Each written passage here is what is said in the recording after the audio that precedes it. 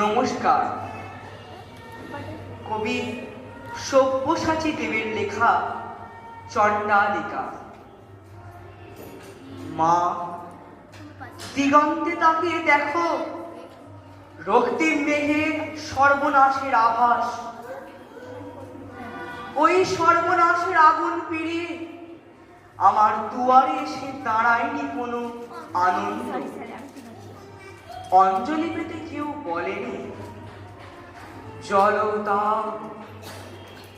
সারা জীবন আমাকে তীব্র পিপাসায় চিৎকার করতে হয়েছে, জল দাও, জল দাও। চৈত্রের মধ্য দুপুরে পাখিরা ডানা গুটিয়ে দেয়। দূর শহরের রাস্তায় বাবুদের ভিড় নেই। গায়ের কুকুরগুলো ঢুকে যেতে চায় উঠোনের ছায়ায়। আমাকে এখন যেতে হবে দূর নদীর চড়ায়। বালি ঘুরে তুলে আনতে হবে ফোঁটা ফোঁটা জল।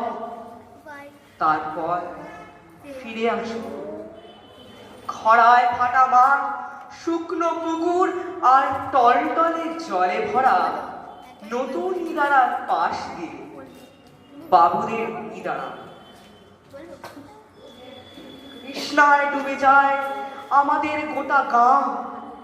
কুকুর আর মানুষের জীব ঝুলে পড়ে। আর বাবুদের ইদারায় বাবুদের ছেলেদের স্নান। আমার শরীর জ্বলে যায় চৈত্রের খরায়। মা, আমি এক চণ্ডালিকা। বাঁকুড়া পুরুলিয়ার আড়ে হাহা করা মাঠ ফাটিয়ে বিহারের তপ্ত প্রান্তর চিড়ে আমি চিৎকার করছি, জল দাও। আর আমার সারা শরীরের রক্ত উঠে আসছে মাথায়। মা, এক ফোঁটা জলের দাম আমাদের গোটা জীবন। নমস্কার।